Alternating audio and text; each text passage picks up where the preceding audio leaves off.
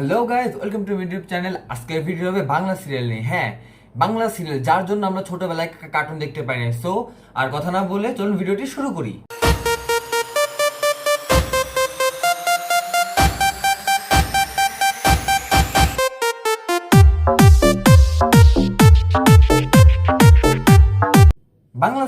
Bangla serial এমন এক প্রকার ভাইরাস, যে ভাইরাসের ভ্যাকসিন আজ পর্যন্ত কোনো বিজ্ঞানী, কোনো ডাক্তার কেউই আবিষ্কার করতে পারেনি।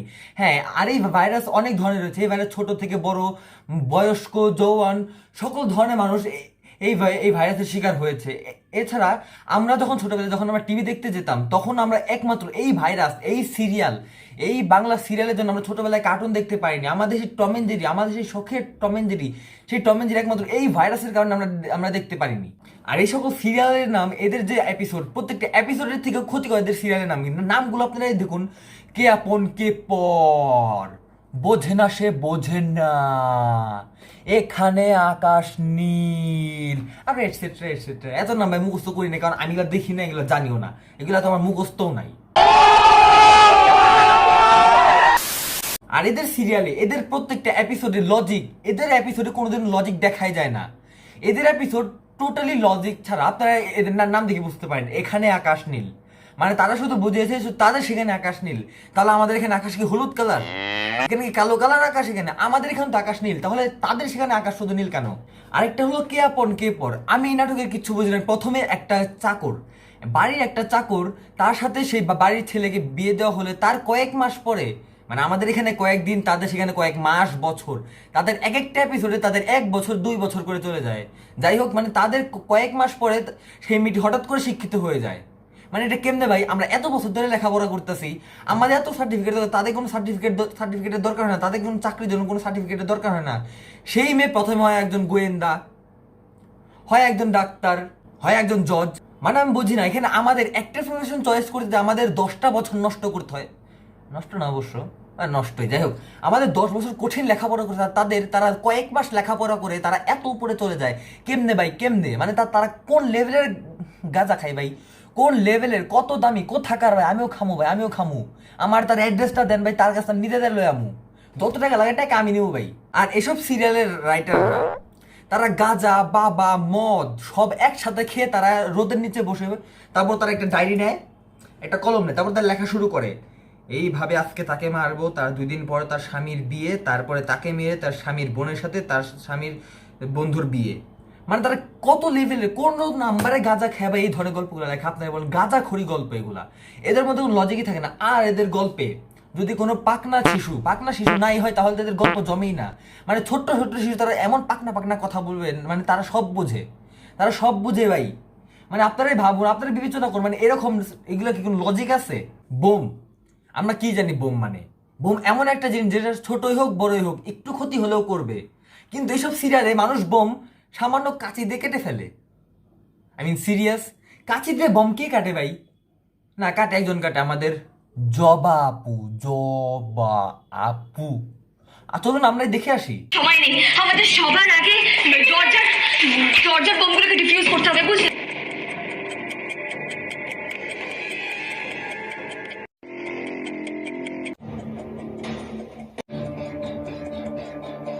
এই বমটা অন্য বমগুলোর থেকে আলাদা হবে। আমি বুঝতে পারছি না আমি কোন তারটা কাটতে, যদি কোনো ভুল হয়েছে তাহলে তো কেলেঙ্কারি। আপনারাই তো দেখেছেন, মানে এই জবাপুর কাছে আমাদের দেশের, শুধু আমাদের দেশ না, বাইরের দেশের বোম স্কোয়াডরা কিছুই না। প্রথমে আমাদের জবাপু থাকে একজন কাজের লোক, সে হঠাৎ করে কাজের লোক থেকে শিক্ষিত হয়ে যায়, শিক্ষিত হওয়ার পর সে ডাক্তার হয়, গোয়েন্দা হয়, তারপর আবার জজ হয়ে যায়, আর এখন বোম স্কোয়াড। আপু, আপনার মাথায় এত বুদ্ধি কই থেকে আসে? এত লেখাপড়া করছেন আপনি, এই কয়েক মাস আপু আপনি লেখাপড়া করলেন কেমনে? আমরা এত বছর ধরে লেখাপড়া করতেছি। হ্যাঁ ভাই, মানে কি আপনি কোন কলেজে পড়ছেন, কোন ইউনিভার্সিটিতে পড়ে এত কিছু শিখেছেন আপনি?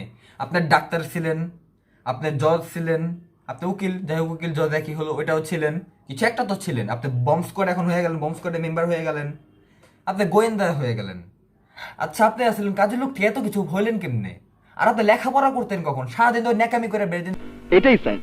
আর এদের সিরিয়ালে মা মেয়ে, হ্যাঁ মা মেয়ে, এই দুটো না হলেই চলেই না, মা এবং মেয়ে। এদের সিরিয়ালে মা এবং মেয়ে দুজন প্রায় সমবয়সী দেখায়। এখন আমি কনফিউজ হয়ে যাই, এরা কি মা মেয়ে নাকি দুই বোন?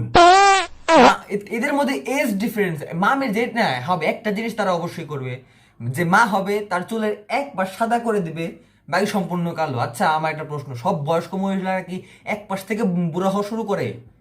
এক পাশ থেকে সবাই সবাই বুড়ো হয় নাকি? আমরা প্রত্যেকে লাইফে জীবিকার জন্য একটা একটা প্রফেশন চয়েস করি।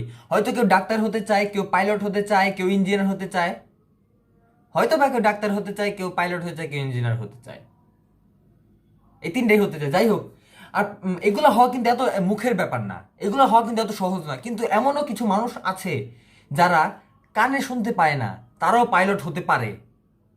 হ্যাঁ, অবশ্যই। আমরা আমাদের তিতলি তিতলি নাটকের কথাই বলছি, তিতলি সিরিয়াল, স্টার জলসার তিতলি সিরিয়ালের কথাই বলছি আমরা। তিতলি তিতলি ছোটবেলা থেকেই শখ সে একজন ভালো পাইলট হবে, কিন্তু সে কান যে শুনতে পায় না একটা দুর্ঘটনার কারণে। তারপর থেকে তার শখ আরো বেড়ে যায়, না আমাকে পাইলট হতেই হবে, যদিও হোক আমি কানে শুনতে পাই না, দরকার পড়লে আমি পুরো প্লেন ক্র্যাশ করাবো, তাও আমি একদিন হলেও পাইলট হব। আমি পাইলট হয়েছি, মানে এদের ইচ্ছা শক্তি দেখলে আমার রাগ ধরে পাই না। সিরিয়াসলি, আমরা যেখানে কিছু হওয়ার জন্য 10-15 বছর লেখাপড়া করে তাও কিছু হতে পারি না, আর এক রাতের মধ্যে সাধারণ মানুষ থেকে পাইলট হয়ে যায়, এটা কোনো কথা ভাই? আপনারাই বল, মানে এটা আমার মাথায় সত্যি ঢুকে নাই। আর ভাই এদের ভিএফএক্স, ওয়াও, এদের ভিএফএক্স দেখলে মনে হয় অ্যাভেঞ্জার্স মুভি এদের মুখে ছুঁড়ে মারি। মানে এদের ভিএফএক্স এর সামনে বড় বড় হলিউড বাদলাম বলিউডের মুভিও কিছু না। আর বাহুবলী মুভি ভিএফএক্স এর সাথে তুলনা দেন এগুলার সামনে সেগুলো কিছুই না। আমি বলছি কিরণমালা, এইসব সিরিয়ালের কারণে ছোটবেলা না আজ পর্যন্ত ভালো মতো টিভি দেখতে পারি না। মানে যখনই টিভি দেখি, যখনই ক্রিকেট ম্যাচ দেখতে যাই, তখনই আমার কাছে রিমোট চেয়ে বলে আইসর স্টার জল সাদেক মুখ। আরেকটা খুবই জনপ্রিয় সিরিয়াল বোঝে না সে বোঝে না, বা এখানে কি বোঝে না আমি এটা বুঝি না।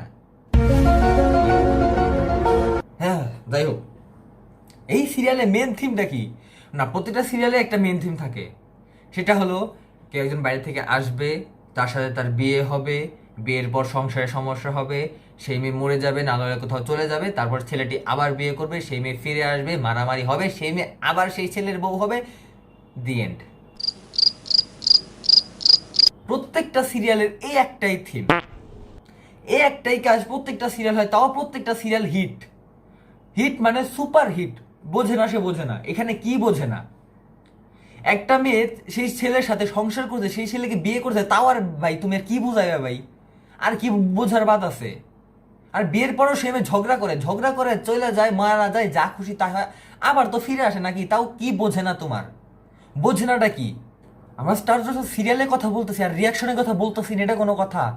তাদের সিরিয়ালে মেন জিনিস হলো রিয়াকশন। তারা যদি কোনো কিছুতে রিয়াকশন না দেয় তাহলে সেটা সিরিয়াল, সেটা কোনো এপিসোডই না।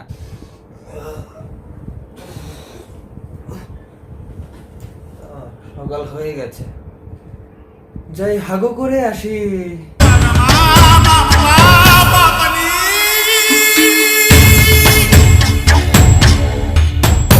সো গাইস, আজকের মতো ভিডিও এই পর্যন্তই। আপনার যদি ভিডিওটি ভালো লেগে থাকে তাহলে ভিডিওটি লাইক করবেন এবং শেয়ার করবেন। আর যদি আপনারাও এদের মতো সিরিয়াল বানাতে চান তাহলে বেশি কিছু লাগবে না, শুধু একটা ক্যামেরা, কয়েকজন নেকা অ্যাক্টার, আর গাঁজা বাবা মদ আপনার কাছে যা যা আছে সব একসাথে খেয়ে লিখতে বসবেন, আপনার serial super hit, super duper hit. Please আমার চ্যানেলটি সাবস্ক্রাইব করে দিবেন।